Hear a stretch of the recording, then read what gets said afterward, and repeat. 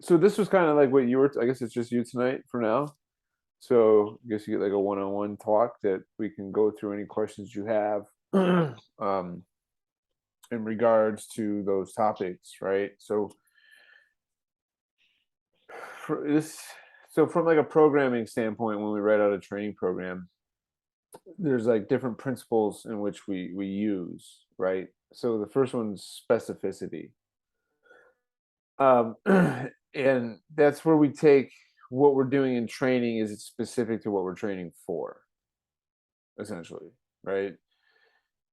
Training all the systems within the body, like the nervous system, the muscular system, cardiovascular. What are we training for? What are we getting the body ready to do? Right. So we use that as the underlying principle for getting athletes ready for anything. You know, what is their sport? What are we training for? And then we work backwards to devise a plan. Some people that plans like 8 weeks, other people that's course of years. Um, so so I wrote it for the example for powerlifting.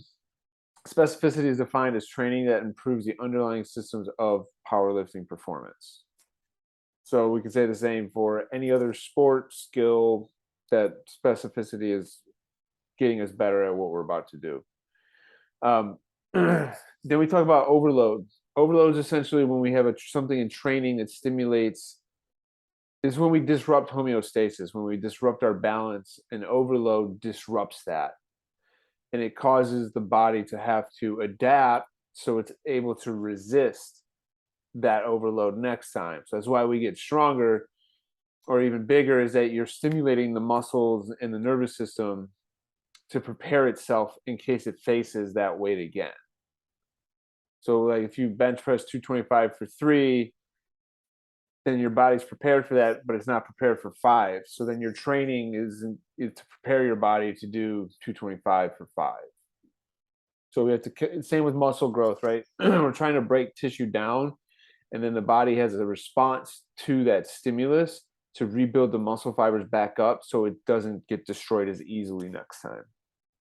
That's why it's the more advanced you get, or the bigger you get, or the stronger you get, the harder it is to put size on or strength because your body's adapted at such a high level. So then it gets to a point of health and performance. But yeah, that's what training essentially is we're just trying to disrupt our homeostasis and then recover from it so we can train again and get prepared for whatever we're doing. Um, yeah. So any questions about those? They're pretty straightforward, right? I Yeah, think no, that makes sense. that's the underlying thing for all programming: specificity and then overload. We have to overload the system to cause adaptations. So the question becomes, what are the adaptations that we're looking to cause, right? And it can get tricky because like depending on what you're getting ready for, right? So now the next thing we look at is the two things that we mainly control is the volume and the intensity are the two things we'll manipulate it for training, like strength, speed, power, hypertrophy, right? Intensity is the amount of resistance during a movement. So there's relative intensity and then just intensity. Intensity is the amount of resistance that we use or the amount of weight, okay? Or relative is how hard was it for you. So when we write a program, usually intensity is used with percentages. That's how you're going to do 6 by 5 reps at 60% for your intensity. That would give you the amount of resistance that you had during that movement. Okay. Relative intensity is how hard was it. So hey, Sam, I want you to work up to a heavy 5 that was kind of hard. Like you couldn't do more than 2 more reps, so you can only do 7, stop at 5 reps. That would be like relative intensity. And then in volume is the amount of work done. So how much work was done, whether it's in a set, a training day, a training week, training month, right? So we have to see how much volume that you're handling on a daily, weekly basis, right? Because if it's too much volume, you don't give your body enough time to recover. If it's not enough volume, you're not going to cause adaptations. Same with intensity. You need just the right amount of intensity at just the right times to help facilitate different adaptations. Okay, so and the thing with like you have to think when we're training, like hypertrophy work is we're breaking down tissue through like repetition. And we're using load to stimulate that so it grows bigger so that it's almost like an endurance thing, localized muscular endurance. Right? We want these things. It's not training for bodybuilding is not as fatiguing as like training for strength. Right? So we have to look at volume and intensity when we're training for the two. Hypertrophy training, it really benefits from like high volumes and like middle of the road intensity. So like 60%, but high volumes of 60%. Sets and reps you have to play with, but usually it's 6 to 12 reps per set. And it's just got to be the right enough volume. So you have to experiment, right? We have to force and cause adaptation. So if you're trying to put on size, it's 3x10, you 4x10, 5x8. That's overloading because you're causing the muscles to use different, using different weights for the muscles to force adaptation, but you're also manipulating volume and intensity to help overload the muscles so they grow. Strength, on the other hand, you don't need as much volume. Strength is very like neurological system based. So like you can't do a ton of heavy singles, right? It'll bear you if your nervous system's not prepared for it. So with strength, we need less volume but more intensity. So then you're like, okay, so strength is usually sets of 1 to 5 reps, work up to a heavy 1, right? That's typically what I would tell a client. Heavy 1, heavy 3, kind of heavy 5. Takes what it takes to get there. But once you're there, you're there. Now, in like hypertrophy training, you can do like 60% to 75%, and you can do a ton of sets, a ton more volume. So the fatigue's different. That's why when you're training for both, you have to balance that with volume, because usually if you're getting ready for like powerlifting, your strength focus is the squat, bench, and deadlift, but then when you want the hypertrophy to help with everything else, you have to manage the volume between the two so you can recover. Yeah. So hypertrophy training, think about what we're doing. It's just repetitive. You're just preparing the nervous system for repetitive movements, right? It's submaximal weight. It's kind of hard. Lower. I mean, there's a little bit of an endurance component to it, but I don't know where we're defining endurance. And right, it's just very localized. You're getting repetitive at doing that. Strength training, though, is more. The nervous system has to focus as one to complete a task. So you need maximal force, like contractile force from your muscles for strength, right? We need it all to contract at the same time, especially if it's heavier. So that's why you can't have that intensity at all times. Because I don't know if you guys have deadlifted heavy, or the day after a heavy deadlift, your body's just shot. Like high volume or high intensity, you're just shot. It's a full body lift, especially as you start to get in those heavier intensities, higher intensities. That's when you have to manipulate volume so you can recover daily and weekly. And then endurance, usually in the weight room, is anything over 15 reps. You're improving like aerobic capacity of the muscles so they can do more for longer. This could be beneficial with endurance-based sports to give them a break from their sport. Otherwise, getting endurance stuff is like competing in endurance stuff. I don't use it a ton. I don't know. I've gotten into, so when I think of like endurance, I get more into like the joint endurance. I don't really think of muscle endurance anymore. I think because muscles move joints. So does the joint have the endurance to like withstand 10,000 steps? Right? Nobody's training their joint 10,000 times, right? So I would say if you could do 10,000 reps, you'd have good like joint endurance, that the muscles moving the joints then would have the endurance.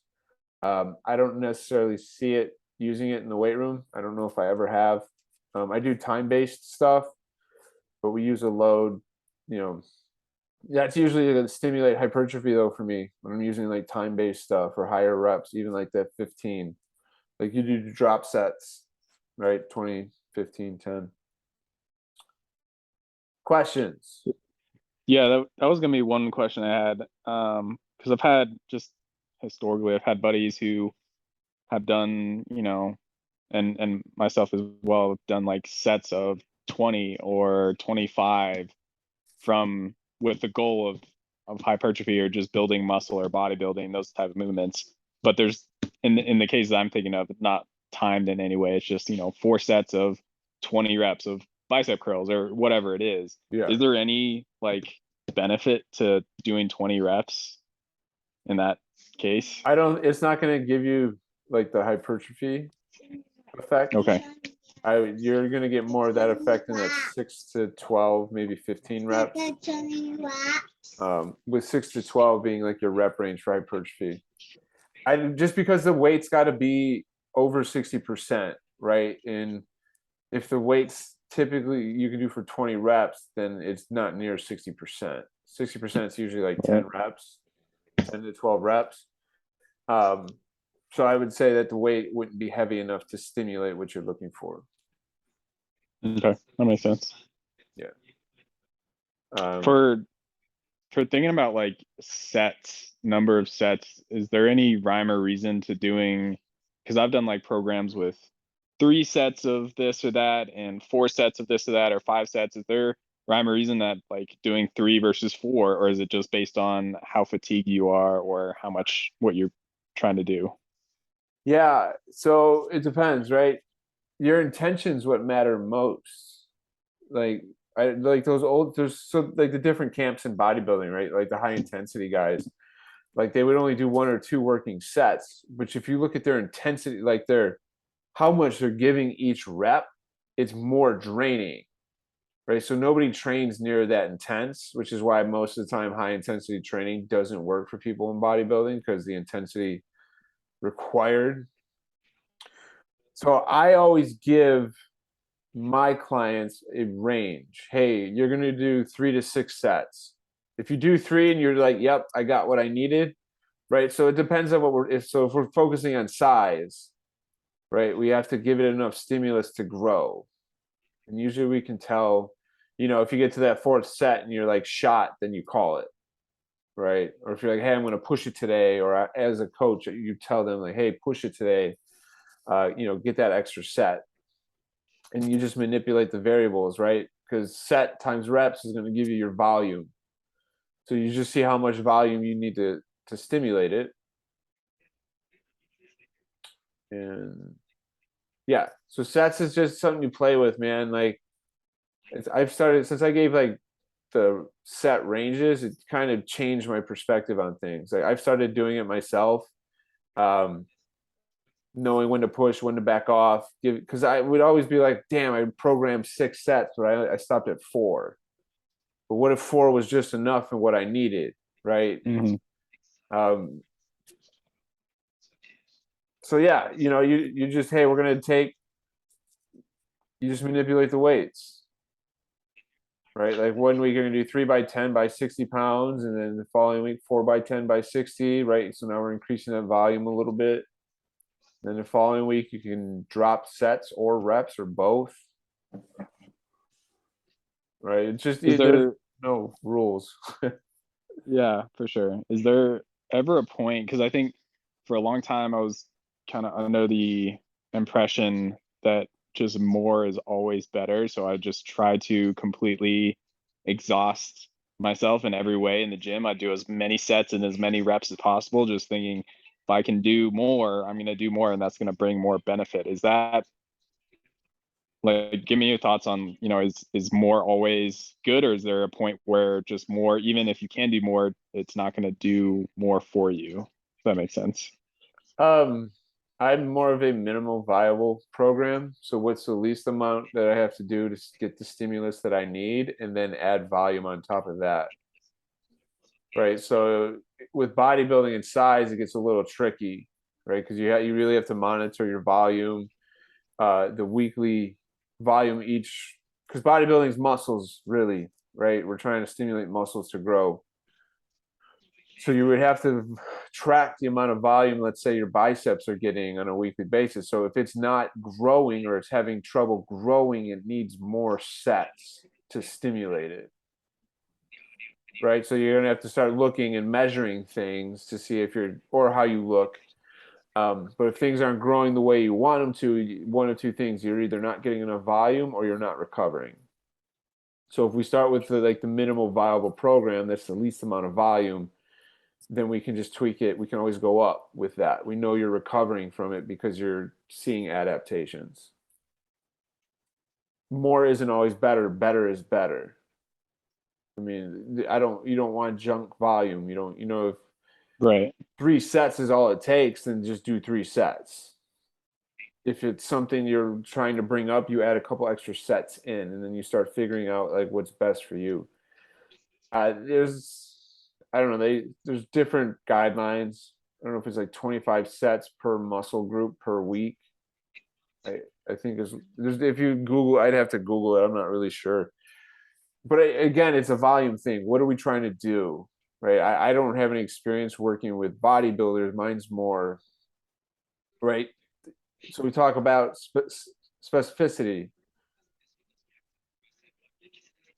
I need the power lifters' muscles to be bigger because it helps with producing more force. If I can get more fibers producing more force, then we're gonna be able to move more weight. That's even with like skinnier lifters. We still want to put more muscle on, but the manner in what we're doing, it's viewed at like, hey, we're just gonna build the chest, and then like bodybuilding is like, hey, we're gonna build the upper, middle, or lower pec, right? I'm not concerned with that. We just want a big overall chest. So like the training would be different also. It's going to be dictated on goals. So if I'm not looking at, I know guys are going to get bigger if they stick to like a quality strength program with size built into it.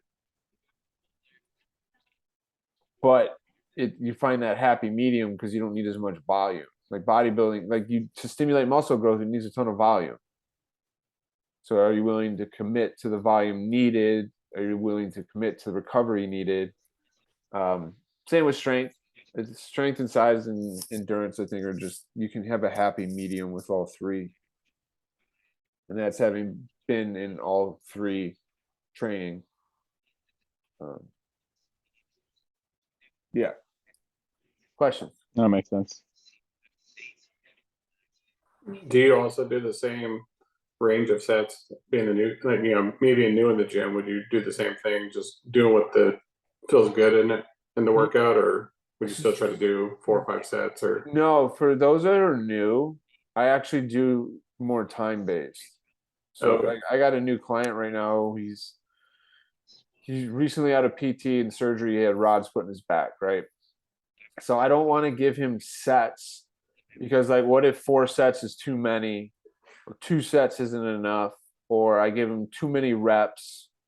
So hey, we're gonna do 3 30-second sets. Just do as many quality reps as you can. So we want to ingrain good movement because we can't afford to get hurt, especially with like the surgery he had. Yeah. So anybody who is detrained or been out of the gym for a while or is just getting back, like I've always felt sets and reps or prescribing those kind of puts you in a box. Because what if you can't get 10 to, it's just creating small wins, right? So you're a little bit more in control. And it also helps with like, hey, I want quality movement. So like just ingraining those patterns, slowing them down, slow the tempos down, right? So you can do like 30 seconds, but hey, we're going to add weight this week. So he might only be able to do 5. Great. We're going to do 45 seconds next week. So now we're building strength, building endurance. We'll get some hypertrophy from it. So it depends where you're at, right? But eventually we'll start to do sets and reps once he gets back into the gym. But right now it's all like joint movement, body weight movement. So it's very time based. And I'll do the same with weight for him. So it's the same idea, right? If you set a running clock for 3 minutes and get as many sets of 3 on a front squat, right? Just go when you're ready, stop when you're ready. that way you start to listen to your body. You can push yourself. I only got 3 minutes left, or I found it to be very helpful lately with clients, is doing time sets. And then putting an intention behind the set, right? Like, hey, our goal is for you to do quality or quantity or for strength or for reps, or, the time can just have different meanings. It's what are we doing with the time and why? Because usually we self-govern ourselves. Hey, could I really have done more? How did it feel? Was it easy? Was it hard? So then you start to learn a little bit more about yourself. So I've just started doing it, but that's what I would do. Like, I just started a couple weeks ago, so that question would have been answered differently a couple weeks ago.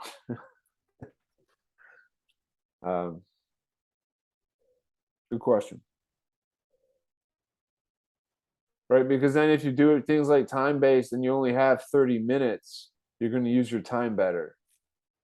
Hey, I got to get this stuff done. I got to do, 5 minutes of this, 7 minutes of that, 6 minutes of this.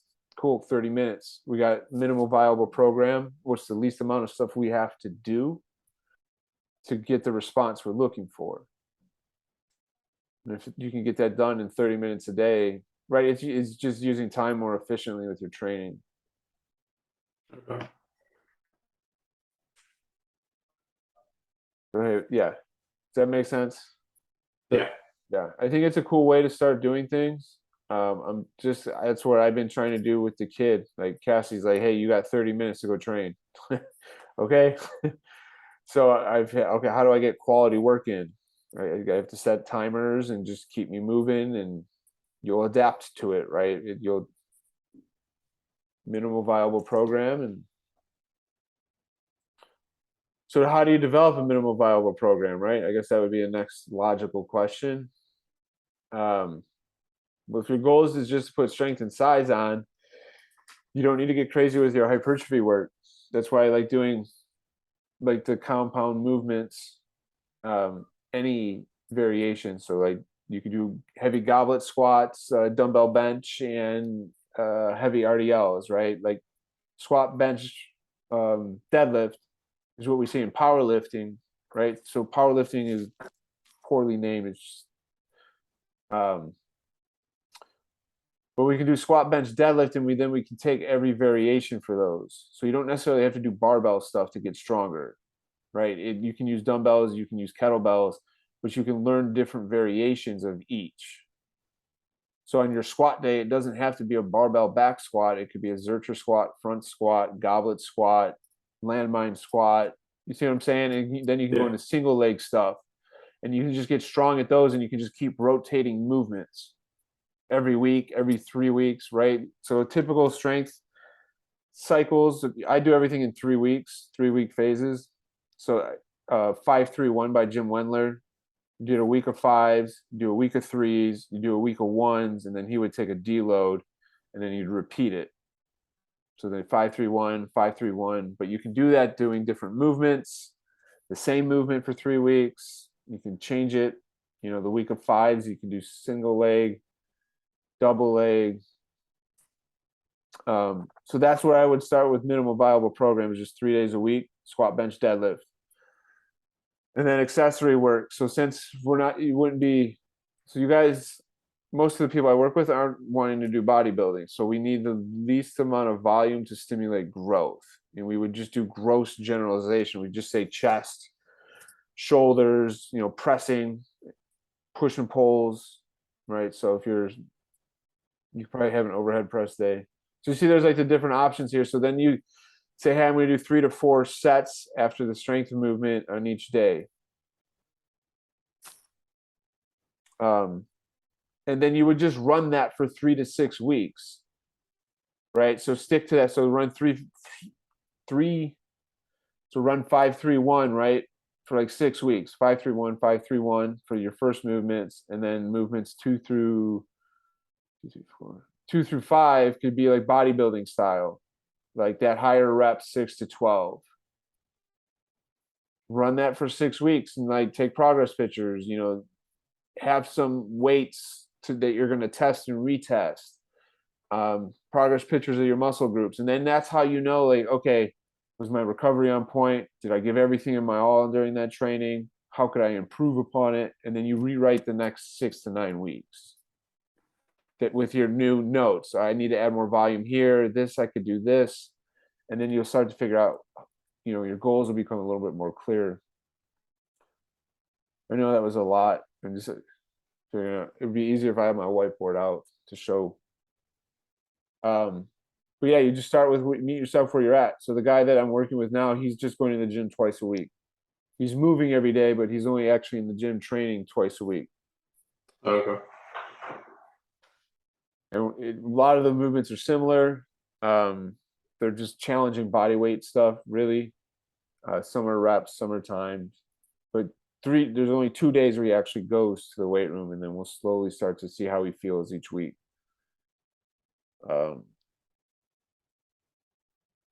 But yeah, for you guys, for anybody watching this, like that's literally the program I would write for anybody. It's just a basic strength and hypertrophy program.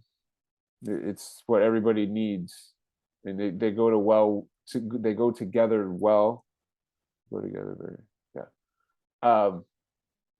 They just kind of go hand in hand. And then if you're throwing into like power training where you're moving like sub-maximal weight fast, it's just a nice trio. And that's like how we train any athlete, non-athlete, gen pop, strength, hypertrophy, and power.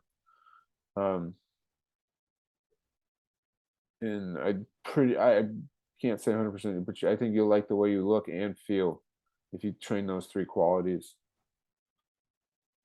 And then just learn to use yourself as a gym rat, right? Manipulate, just write something out, stick with it for 3 weeks. And sit down and rewrite write the next 3 weeks. Hey, I want to focus on this. I want to learn this. I want to try this. And that's how you get into pro. And then it's just trial and error. And asking questions, right? How can I do this?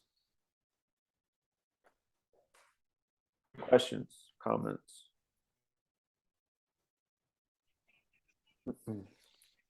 From a progression standpoint, in terms of making sure you are progressing either from strength or size.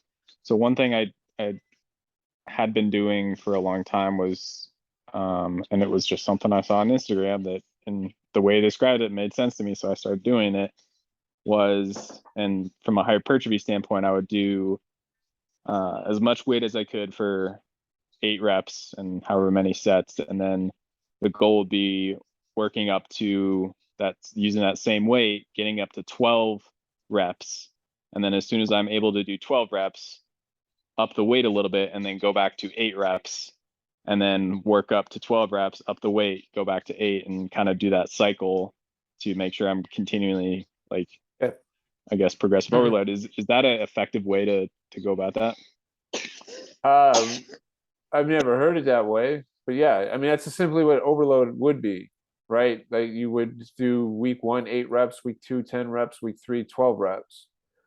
And hopefully, like, yeah, if you can do, and then the next 3 weeks, could be repeating the same thing, 8, 10, 12. Or you can go the opposite, 12, 10, 8, 12, 10, 8, 12, 10, 8. Or you can alternate them, right? And just same idea. Like that's more, what if that took you, longer than you anticipated? If 8 reps to 12 reps, because eventually you're going to adapt to that, and then you're going to have, you have to change the stimulus. So you get the SAD principle, right? Like you get really good at doing that thing. That's why you have to change the volume or the exercise. But that's a good guide point, right? Or it's, you would just adjust every 3 weeks, you would raise the weight. So, same idea. So week 8, so your 8's weeks, your 10's week, and your 12's week, you can use the same weight for all of them. So yeah, same idea, just presented differently. Right, but then you also got to look at how many sets you're doing.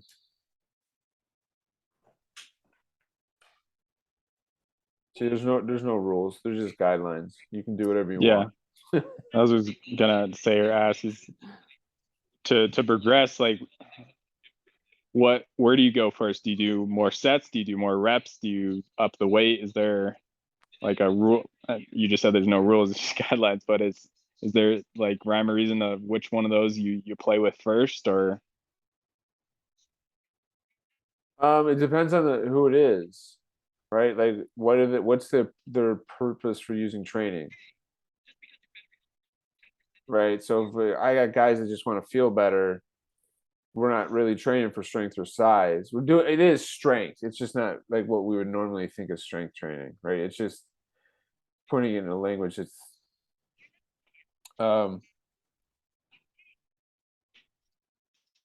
yeah. What was your question?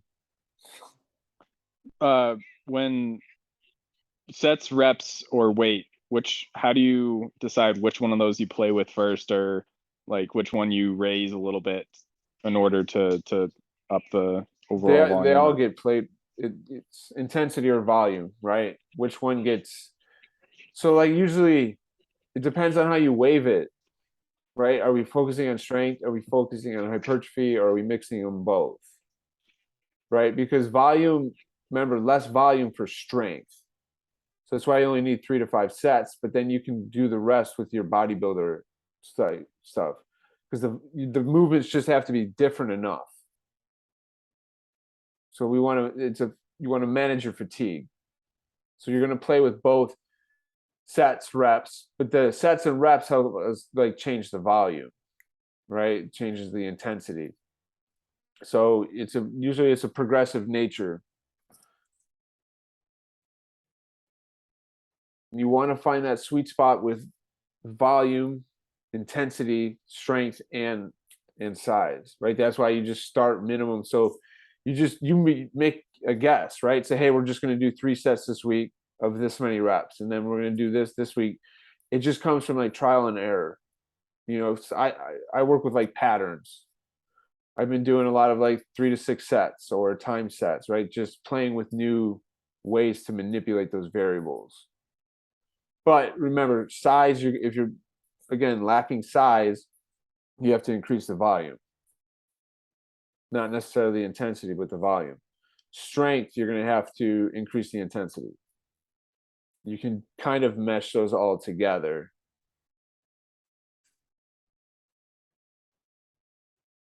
So if you run a 3-week phase, right, a 5-3-1, that week 5 isn't going to be as high as intensity, so the volume can be higher, right? So it'd be like an inverse relationship. So by the time you got to 5-3-1, you got to 1, the intensity is going to be higher, but you'll drop the volume a little bit to manage fatigue.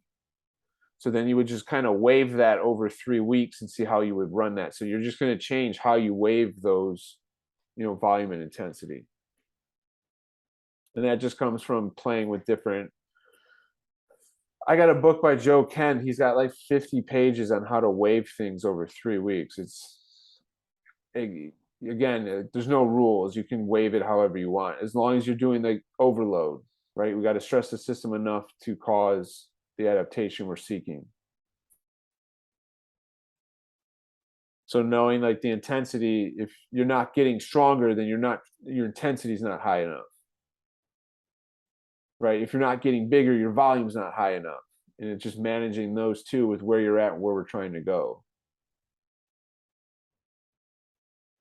Yeah.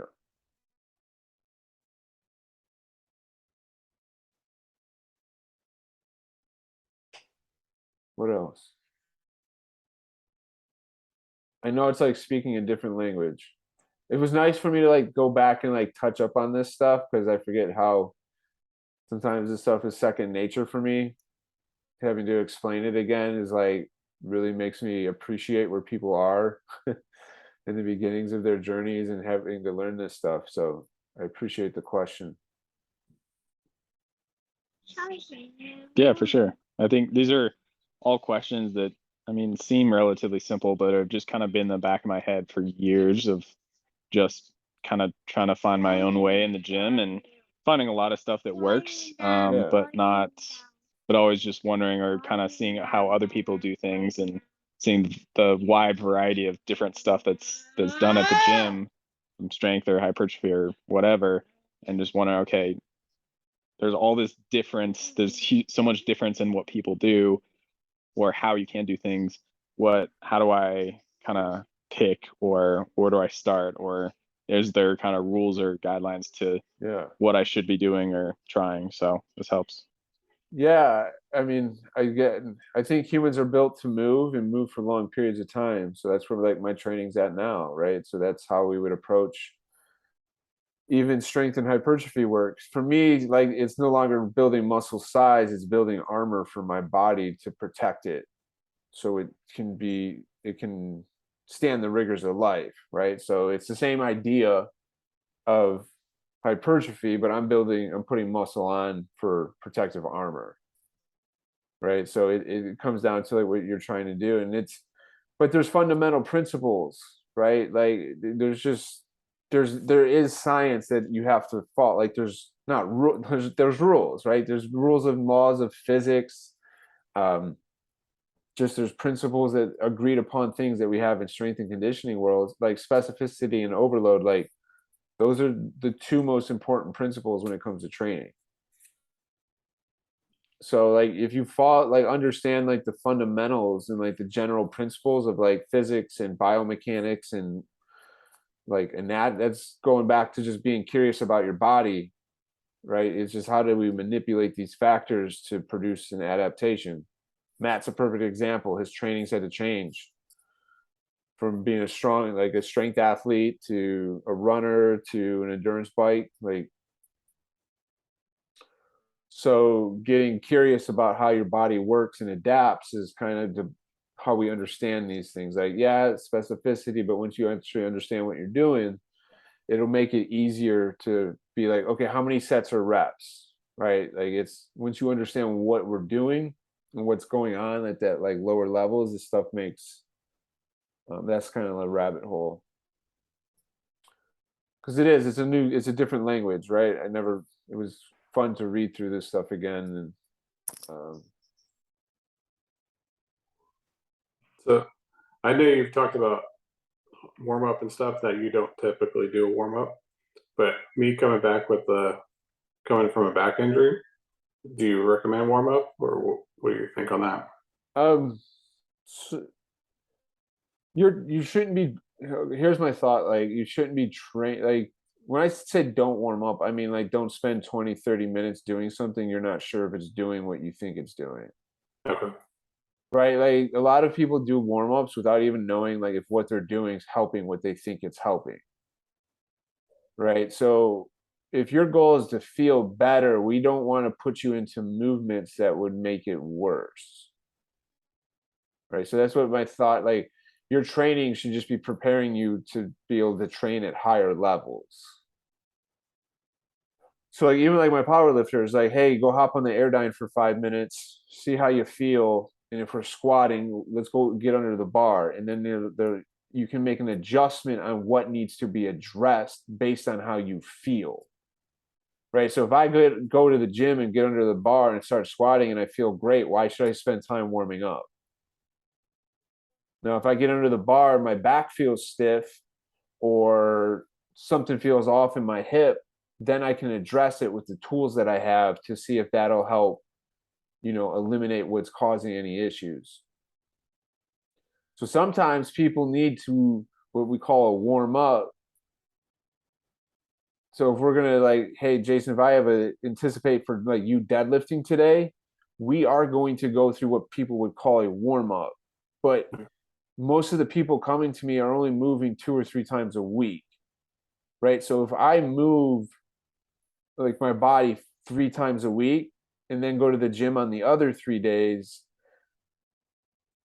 then I can step right in. But if you're coming into me only twice a week, we got to get the human movement in, we got to get the lifting in, we got to get the cardio in, right? So now it's got to be condensed into one day. So you would have what most people would call a warm up, right? You would move your joints, you would get your body ready to deadlift. But for me, I have to separate things just because my time's so limited. So I do 30 minutes, right? So I'll move for 30 minutes one day and then train 30 minutes the next. So my body, I feel, would be ready. And if anything's bothering me that day, I would address with what I know to see if it helps get rid of that. And if it doesn't, we just change the plan. Okay, I can't do this today. We're going to do this. My body's telling me I'm not ready for this today. Okay, let's see what else I can do over here while this isn't ready. Right? So now that starts to build like a stronger relationship with your body. Right? How do I feel? Check, like, how many people walk in the gym and are like, hey, how do I feel today? Like, if you feel good, like, let's go lift. Like, that's what Yeah. just what you're at the gym to do is lift. And what if like you didn't need that 30 minutes? Well, I just saved you 30 minutes. So, the question is, like, for you, are you moving free of pain?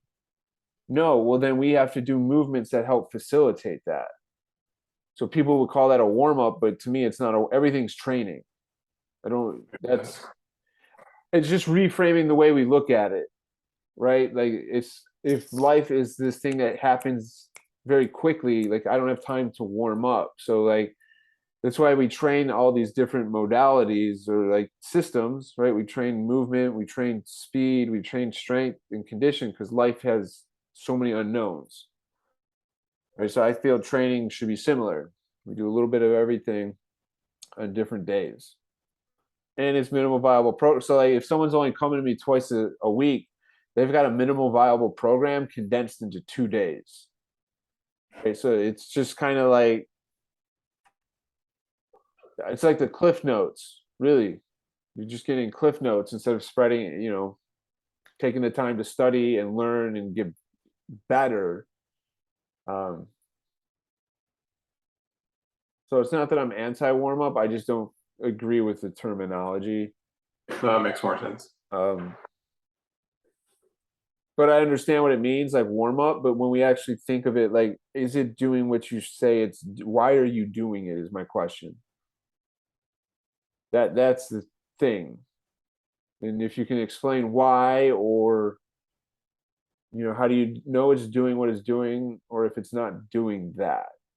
So like the McGill 3, right? People love it, but to me, it's just a new stimulus. It's just a new novel stimulus. You haven't moved your body in a way in a while, and soon you'll adapt and to those 3 movements. Now, that people will be convinced that like a movement saved them. Is it being novel? People in training, we have to continuously change the movement, right? So if you ran the McGill for 3 weeks and then for not 3 weeks, you'd have to make that decision. Does that make sense? Mhm. It's just from doing this so long, we don't want to waste time. Like, what if we can get as much as we can out of like these 30 minutes or 45 instead of spending 20 to 30 on things that we're not even sure they're doing what we say they are, right? Like the glute activation stuff kind of drives me nuts. Like, stand on one foot for like 1 to 3 minutes, your glutes are activated, you'll be good, right? But like, people have turned like glute activation into a 15-minute thing that we think we have to do. If you can stand up, your glutes are activated, right? So it's just, training should prepare you for what you're training for. That's what training's preparation. It's getting you ready for the life you live and you envision for yourself. If that's, you want to look good, then that's what your training's got to prepare you for. But we got to move first without pain, right? Yeah. But here's the thing, though, too. People, I had run into this with lifters a lot, is like they get discouraged when they can't train heavy. But I think, Sam, this is, we've talked about this, like, not training heavy might be exactly what you need. You might need the body weight stuff right now. You might need the kettlebell stuff. You need to take time off of the barbell, right? Because if every time we get hurt doing the same thing, that's literally your body saying that, hey, we can't do this right now, right? So that's your time to like get curious, to explore new ways of training and movement, because it's that novelty and that exposure to new movements that's going to help us long term, right? Because our body's adapted. And that's, if you keep having an injury doing the same thing, your body's literally adapted and said, we can no longer do this anymore. You have to figure something else out. And so like lifters will have a tough time thinking that they if they take some time off the barbell, they'll lose their strength, but they won't. You got to play that health and performance game. So like if you guys are new or getting back to the gym, like don't get discouraged. Use it as an opportunity to learn, play around with new things, and if what you're doing is still causing pain, like look into other things. It's just an opportunity to learn more and grow.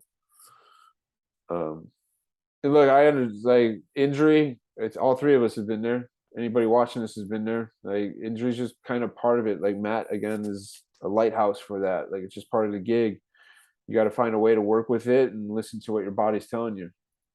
That's all this training is, right? Like it's just, what am I training for? If I really want to put size on, okay, well I know I need to do X, Y, and Z. I know I need to recover. I know I need to get my eating in order, right? And we have to explore like the whole eating thing.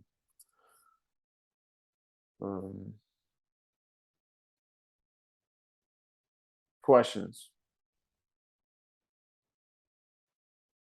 Last week I talked with Austin.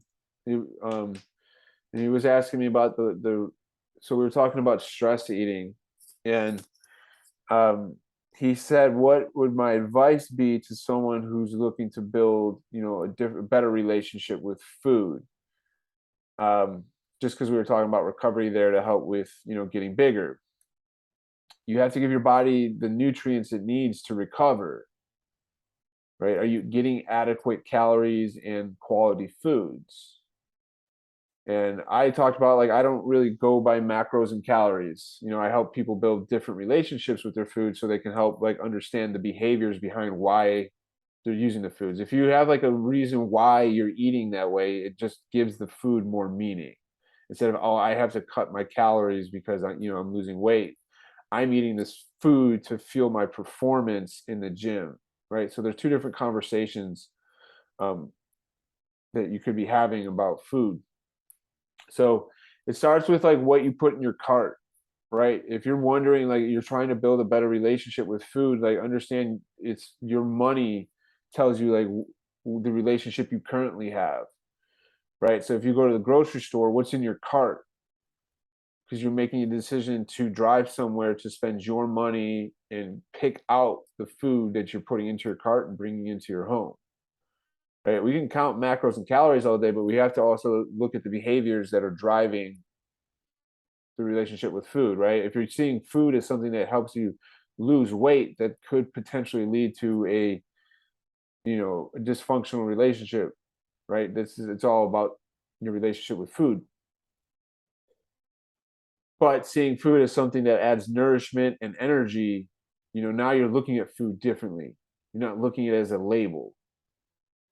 And I think that's important. So like when you're going out to the grocery store to help facilitate your recovery, so you're giving your body the things that it needs to grow and adapt, then that's how we look at food. This is nourishing for my body. So when you look in your cart, is what am I putting in my cart? Is that nourishing me towards what I'm trying to do? So that's one way to help like bring awareness around your nutrition, is like where's your money going with it?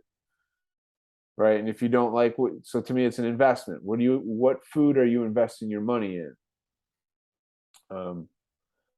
Because we don't adapt to the weight room in the weight room. We adapt to what happens in the weight room outside of the weight room. It's when we're sleeping and recovering that helps facilitate adaptation. Right. So when we look at a training standpoint, Sam, like, sets, reps, volume, and intensity, we also have to make sure the person's recovering. Right? Did the growth not happen because there wasn't enough volume or stimulus, or was it because they're not eating enough, sleeping enough, and managing their stress? Because the body's just wanting to survive and it's competing for resources. So stuff like training isn't part of the overall agenda because our stress isn't managed. That's why stressed out people don't always like to work out, because it's just more stress on their bodies. Right? So, we have to look at the recovery aspect. What's that? Sleeping, daily movement, going outside, eating right, and then looking at those behaviors and tying it in again to that bigger purpose of why we're doing what we're doing with our training.